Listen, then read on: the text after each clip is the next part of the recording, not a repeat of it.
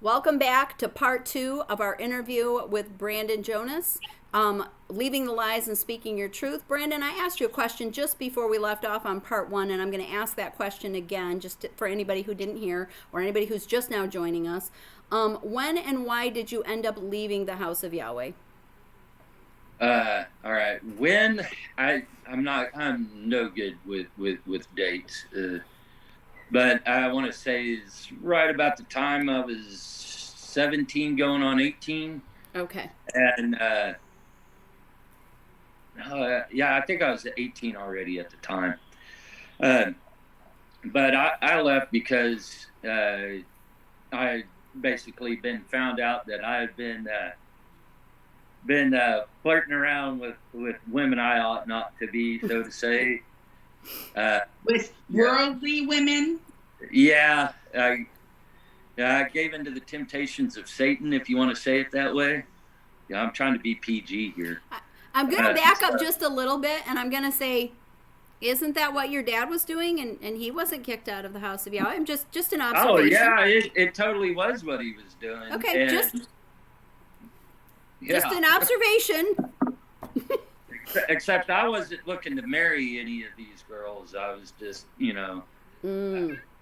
I think because I grew up with 3 older sisters, and to me, they were like my best friends throughout my childhood, and they were my support structure. I think I got along better with women than I did with men. So for me, it was more, my friends, Sam and Robert and all them, they were, my bros, they're, you know what I mean? Yeah. Male buddies. bonding.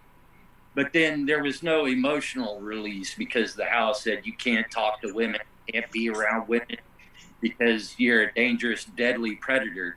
And it's like, whatever. But, I worked outside that, at a job outside the House of Yahweh. Right. And I would talk to women all the time because I just had an innate need. I mean, yes, I say women are beautiful, blah, blah, blah. That's just my orientation. But I also enjoyed talking with them. I enjoyed their points of view. To me, they became like friends. I mean, some of them were more than friends, some of them weren't, but that's besides the point. Right. So basically, essentially, you're saying that you were chastised for that because you weren't trying to recruit these women into the House of Yahweh, and your dad's behavior, even though it was very similar, was tolerated because he was trying to recruit them in? Yeah, pretty much. That's okay.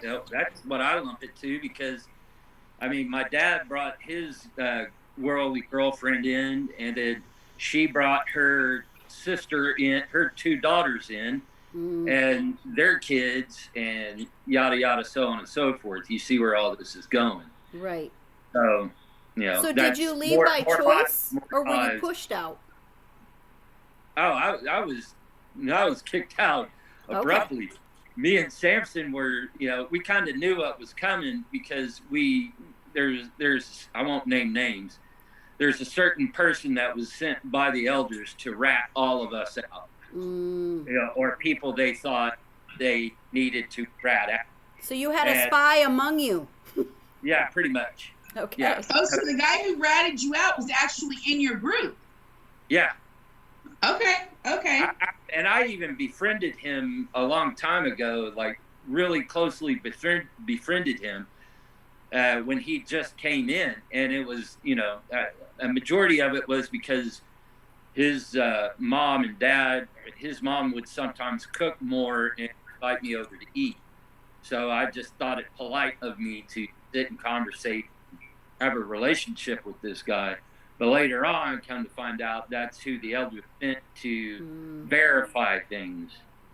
In their words, so let me clarify. This is a group of guys. You're all at this time. You're all members of the House of Yahweh, but you're not living at home anymore, and your roommates together in a house, correct? Yeah. And you're trying to live by the House of Yahweh rules. I mean, for the most part, maybe somewhat, kinda. But they find out you're not following these rules, right? So now they're like, oh yeah. I mean, So now, what are you now being told you have to leave the house, or just leave the religion, just the House of I, Yahweh? I was met at the gate and by I forget what elder, but they said, get the hell out of here. You're not welcome here anymore. And I was a roommate with Samson there at that time, Oh, wait, and wait. Let me clarify. You guys lived on the grounds. Am I? Did I not no, get you? uh-uh. Okay, okay, You lived in Abilene. okay. Samson was working for Skinny's, and I was working at Sitel.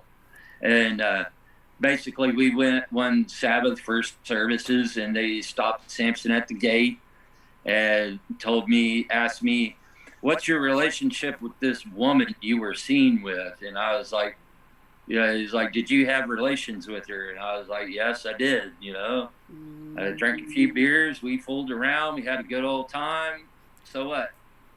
And they were like, "Get the hell out of here." And I was like, So you "Fine." didn't even lie. You were just like, yeah, I get No, that. I didn't lie because to me, that was the biggest. I'm going to correct my English. The biggest pile of hypocrisy I've ever seen. As human beings, we're all hypocritic. I mean, we're all just hypocrites at heart. I mean, some of us are grander on scale than the majority of us. But this was the biggest hypocrisy I'd ever seen. These elders wouldn't let any of us get near a girl, let alone sniff marrying one, even if you had the financial capability to, even if you wanted to from the bottom of your heart. If you loved a girl in the house, you couldn't do it because these elders get them. And to me, it was the most sickening goddamn thing in the friggin' world. And it reminded me of a ring of frickin' pedophiles. And I guess I'm a very black and white person. I don't give you much gray. And to me, that was just like. You had seen enough, and you were going to be honest because you felt that they deserved honesty, because you felt that they left you no other option. That's what I'm hearing. Well, yeah, totally. And it's like they should be called for what they're doing. I mean, I can't talk to girls in here. I'm going to talk to girls out in the world. And, if we get close and friendly and we like each other, that's just human nature. That's what happens. You can't control that. And, for them to be that way, it's just sickening at that time in my life. It's like, so I have a question, Brandon, because because I know a lot of these teachings changed throughout the years, and I'm not sure exactly what the teaching was at this point in your time in the House of Yahweh. Let's say that you did like a girl in the House of Yahweh. Could you pursue her at all? Could you say to your counselor or whatever, "I like this girl. Can I pursue to possibly see her, have a relationship"? Hell no. I mean, my father, who was never there, and probably most of the time, I don't know it. I don't even know his experience in the house. So I know he probably caused a bunch of waves behind the scenes anyway. Right. So and he probably portrayed me as a demon anyway, anyhow. So it's like there would be no way in hell. So I didn't even bother thinking of that. Okay, so another question, because I don't know exactly your years, because you gave me ages, but I don't know years. Could you even see the girls that were in the House of Yahweh, or was this after the wall was up? Do you even know what they looked like? Did you even know there were any girls there? Well, yeah, I left before the walls went up, but it was still like when I left, it started that way to where it was severely segregated between girls and boys. Okay, so this is a little bit before the wall then. Yeah, this is a little bit before the wall. Like my earliest times at Feast, we could hang around and you could actually talk to the girls and all that. And you couldn't be alone. You could do it in groups. Right. But you couldn't, unless you had consent from, the father or the head of the household. Okay. So by the time you were kicked out, they had started with a mental wall, but there was no physical wall. Yeah, exactly. Okay. So let me just verify a couple of things right now. I personally knew you and your brother Samson. You guys were best friends, tight. These boys, I don't know if Samson's older than you. Samson is like 6'10". I mean, he's super tall, so I never knew his actual age. I do. I will not disclose that information. Okay. But is he around the same age as you? He's a little older.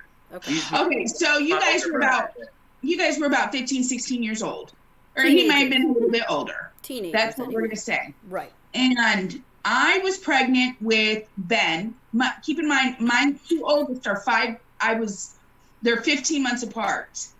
So I was big, round, and pregnant with Ben. These are the troublemakers that these boys were made out to be, okay? And I was pulling Sarah Beth. No, I was not big, round, and pregnant. I think I was just like 4 or 5 months maybe. And I was pulling Sarah Beth out of the back of the car, and I was exhausted. I was tired. I didn't want to do anymore. Here comes Samson and you, the troublemakers, okay, the bad kids. And next thing I know, my baby's gone. You guys had swooped her up, taken her to Samson's trailer where his wonderful family was also. And you guys kept her. And I can remember I took a nap because I didn't have to worry about her for a couple of hours. Because this girl loves her naps. I do. But my point being is that these were 15, 16-year-old young men, you know, that, I mean, let's face it, in this day and age, you get a 15, 16-year-old boy. How often are they willing to go and help with a 6, 7-month-old baby? Right. You know, I would watch them help escort older women into the sanctuary. I would see them play with little children, you know, always joking around, being respectful and stuff. And the reason why I point this out is because I need for people to comprehend that at the time that Brandon and other people that he speaks of, his friends that he speaks of, were actually very respectful, responsible, hardworking young men who were pushed to the side, ignored, and basically spit upon. There you go. That's my point. Yeah. Well put. I couldn't have put it any better. Yeah. Well, I think they were trying to run all the young men out, Brandon, purposely because they didn't want any competition. Exactly. Yeah, to me, the sickening thing about it is, like I said, is like, you know, I witnessed firsthand what my dad was capable of and what he did do and what I've known him to do throughout my childhood with me and my sisters and my family included. So to me, these elders they came off just like my dad. So did Israel. So did all of them. I mean, it looked at me and it made me disgusted to be a human being. I felt disgusted being a part of this, and why, you know, the main reason I stuck around for so long was just my friends. You know, Right. and you know, at the time I wasn't, you know, that was in the years from 14 to 18 where you can't really get your own place.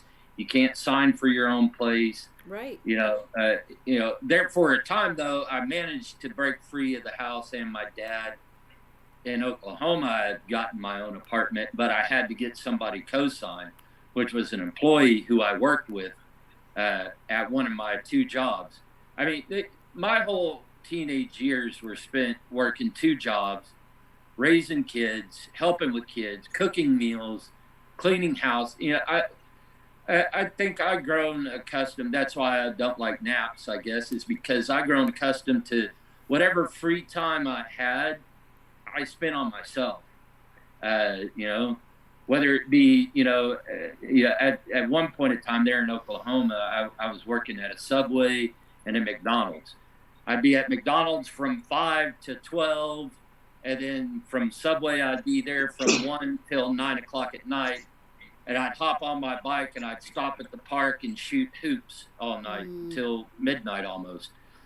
And go to bed and do the same thing over again. That's what I had to do to keep my sanity. That's what I had to do to, you know, relieve a lot of the pressure. Right. So, I mean, yeah, it's being that age, you don't know the words to put to what you're seeing. Yep. And as you see it later on in life, it comes to you and you realize it. But there's always something nagging at the inside of you that this just is not right. This is not correct. Yep. But you just don't, you lack the ability to put that into words, so to say. So when you did finally able to leave, did you get help or support once you left, or were you still on your own?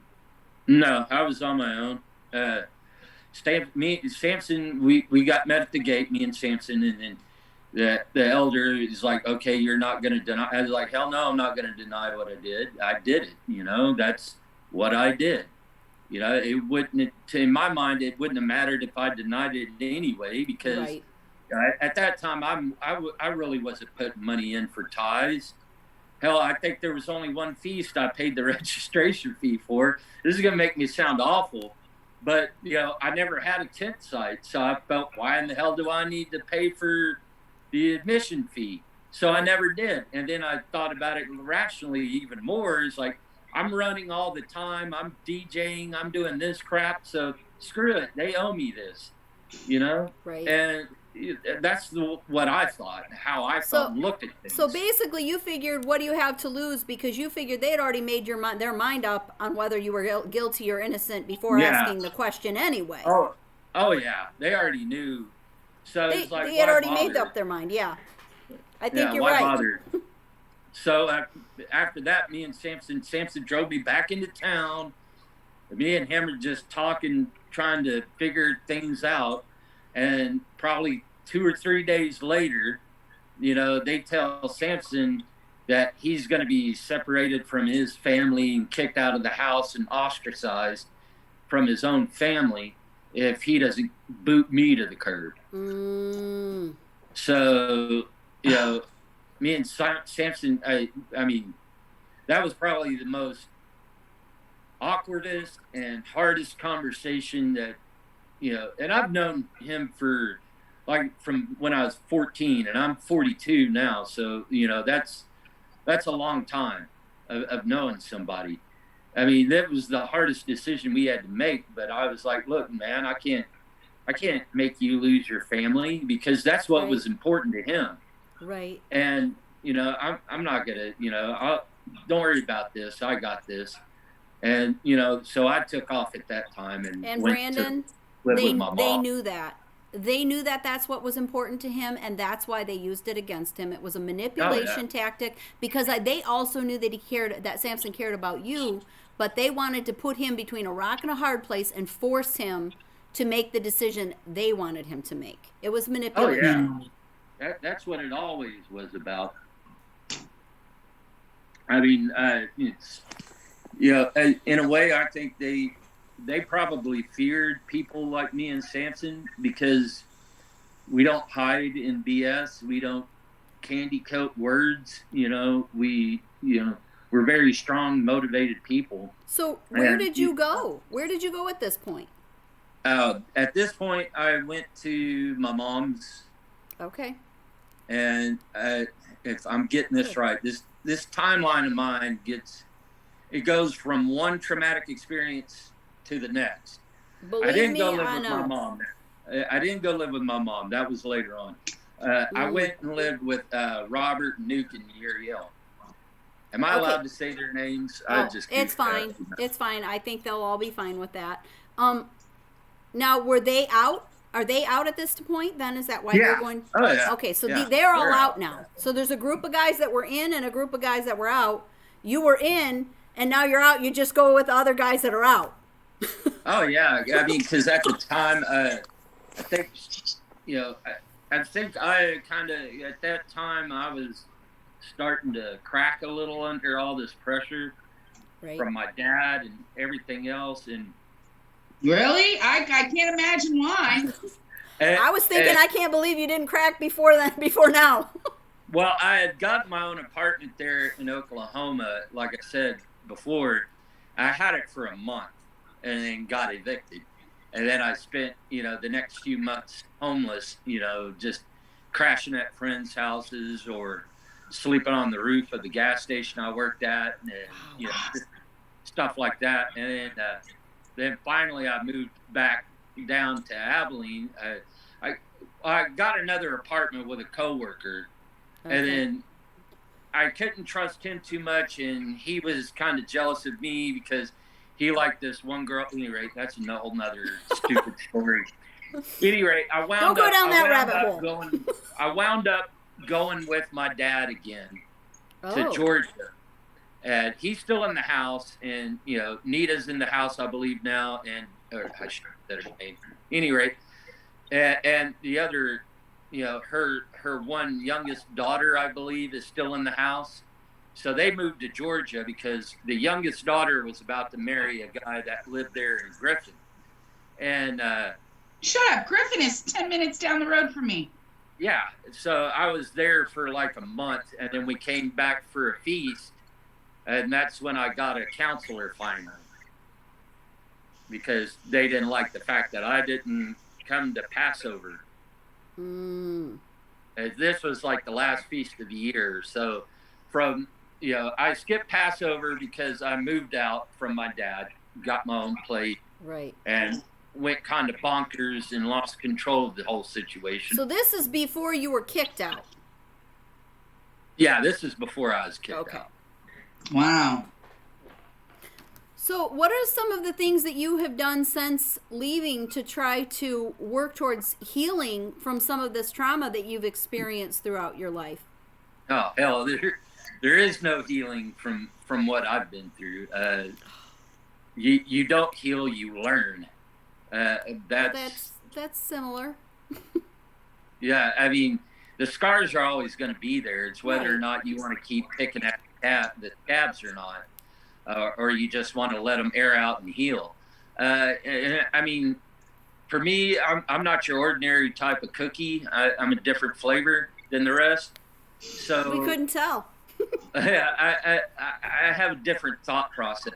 For me, I sought knowledge, and to me, in my head, the only way to break free from slavery, whether you impose it on yourself or it's imposed upon you, the only way to break free of any of that is to gain knowledge, not just of yourself, but of the world around you, and you know, the situations that you're presented with. And so I spent a lot of time researching other religious beliefs, Buddhism, I Ching in China, and you know, all sorts of different, you know, Norse and Greek gods and mythology and yada yada yada. And you know, just because I never wanted to become a victim again to somebody, you know, saying, "Hey, look, it's written in this book; it has to be true." Right. You know, I'm not going to fall for that ever again. You know. And you know, I'm not. You know, I know I'm going to offend people, but That's you know, okay. I'm not going to believe in God and Jesus. I don't believe in any of that stuff. I think those are shackles that are imposed upon you and keep you from being who you truly can be. So, and Brandon, you have every right to say that, because that's why we call this show "Leaving the Lies and Speaking Your Truth." And if that is your truth, you speak it. yeah, That's the way I we mean, feel. That's just, I mean, and it's probably majorly dictated by what I've been through in my life. But the only way I made it out was to have faith and belief in one person, and that was myself. You Now, know, do you think that the military helped you with a lot of some of your healing or coping too? Because I know a lot of young men that leave the House of Yahweh, a good portion of them do join the military. Was that part of your healing strategy at all? I didn't think of it as a healing strategy. What had happened is I wound up and I got a girl pregnant, and so I said the only way I could take care of my responsibility is to have a decent enough job.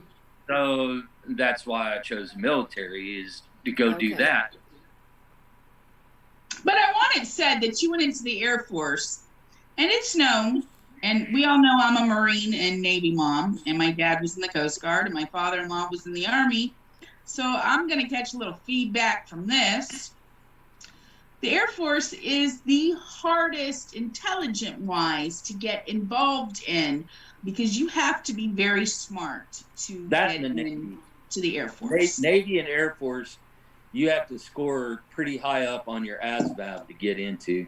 The Marines ain't no joke. No branch of the military is any joke or is easy or hard to get into. It all requires a certain principle in your mind of whether or not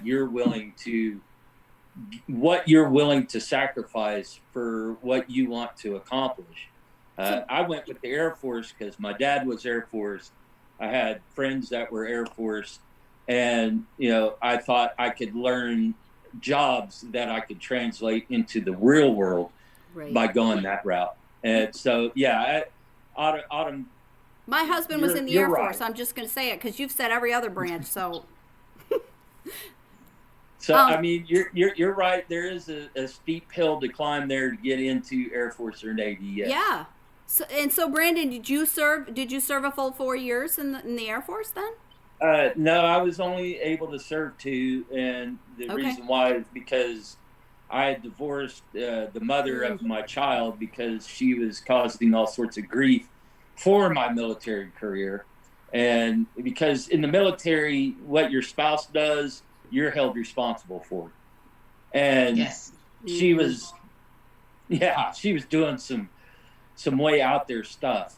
So I divorced her, took full custody of my daughter, and they basically said, you can give up custody of your daughter, stay in the military, or you can take custody and get out. And I said, well, I'm going to get out then, because I don't trust her with my daughter, and I'm not going to let this crazy person have control over what's most important in my life. Right. Brandon, I'm going to tell you right now, as mom, I'm so proud of you. I concur. No, that makes perfect sense. Like Mel, don't you feel like he's one of our son, and him saying that, don't you just want to wrap your arms around him and go, I'm so proud of you, son. Yes, because that's what I would want one of my boys to do, that exact thing. Yes, I'm with her. Brandon, do you have any? Listen, I said your name and I had to stop because I was thinking of my son, and I thought, did I just call him my son's name? Because I'm so proud of you. No, you didn't. Brandon, do you have any message or advice, or do you want to say anything to anybody that is still in the House of Yahweh? Well, yeah. My sister is still there, and I just want to say, wake the hell up. Get a damn clue.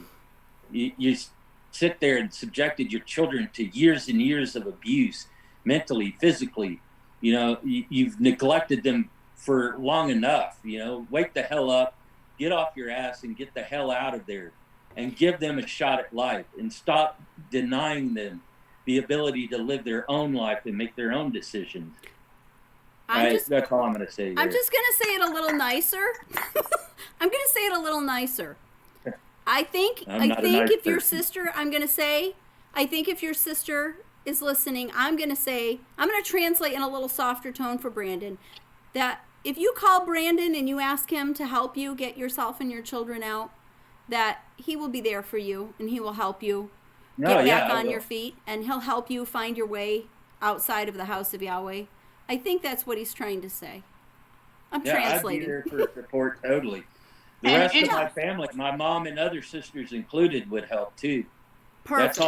That's all our family wants, is to get her out of that damnable place that does nothing but corrupt your mind and make you just despise being alive. Let alone all their stupid practices of what was it, the hydrogen peroxide drinking and stuff like that. Yeah, that's how my dad ended up killing himself, pretty much, is because he kept drinking hydrogen peroxide. And that's what they told him to do. The House of Yahweh's got A+ in medical science, let me tell you that. And that also goes for your nieces and nephews, if they want to go by themselves. Hell yeah. I've already reached out to a couple of my nephews, and I mean, they got to make their own decision. I Right. can't do Oh, it yeah. for them. But, you know, I mean, man, come on. It's time. You've spent your whole childhood not allowed an education. You're not given an opportunity to find any knowledge for yourself. You were born into slavery. You're slaves now. You know, the only way you break free from that is to gain knowledge. And, you know, educate yourself, you know, become wiser, smarter. You know, that's the only way you can avoid these traps and pitfalls called the House of Yahweh. And, you know, and their mom, you know, until their mom wises up, then, you know, you're going to have to do the most unwanted, unimaginable thing ever. And that's cut your whole family off. I mean, and that's not easy for somebody to do. No. Right. You can't No. just pick it all up and leave it behind, you know. I think, Right. I think, you know, and I'm just going to say to everybody out there, and I mean this in the most loving possible way, Brandon's a little rough around the edges, and that's why I just wanted to soften his message. Sorry, guys. I just wanted to soften his message a tad, because I think I know where you're coming from, Brandon, and it's a place of frustration, and I do understand that, and it is a frustrating situation when you feel like somebody isn't understanding where they're at or what they're really doing, and we can certainly sympathize with that and empathize with that, but. So I just wanted to explain why I kind of softened your message, because I do think that they need to know that there's support out there, including support from you if they're ready and willing to come out. Yeah. But we want to thank you so much for coming on today and sharing your story with us. We so appreciate you doing that. We appreciate you coming on, sharing your truth, telling your story, and being open and honest about things that aren't very easy to talk about. So, and anybody out there who's listening who wants to share their story, maybe Brandon has inspired you, and you want to tell your story and you want to share with us your experience, whether it was in the House of Yahweh, another cult, please contact either myself or Autumn. We're both on Facebook. You can send us private messages and we'll get you on our list. And in the meantime, please go like, share, and subscribe to our YouTube channel and our Facebook page, and show your support, and give Brandon a little love in the comments down below. Yes. And give him some support and some props for having the courage to come on our show and to share his story. Yes. And I just want to say one thing before we shut off. Okay. Brandon, you are worth so much more than you realize. I True. hope so. No. I know so. And so does Melody. Yes. Yes. And one day you're going to admit, okay, you know what? Maybe Autumn and Melody were right. Well, okay, Autumn and Melody are right. How Okay, about thank that? you. I'll save you the wait time. Y'all are correct. Okay. We take it. I just like to keep myself humble. There we go. And that's fine, but just know that you are worth so much more than what you think, and you have really touched us with your story and trusting us. And Brandon, keep being you, because we absolutely love you the way that you are. Yes. All right. Thank you Well, again. I love you guys too. Bye. Thank you. Bye-bye.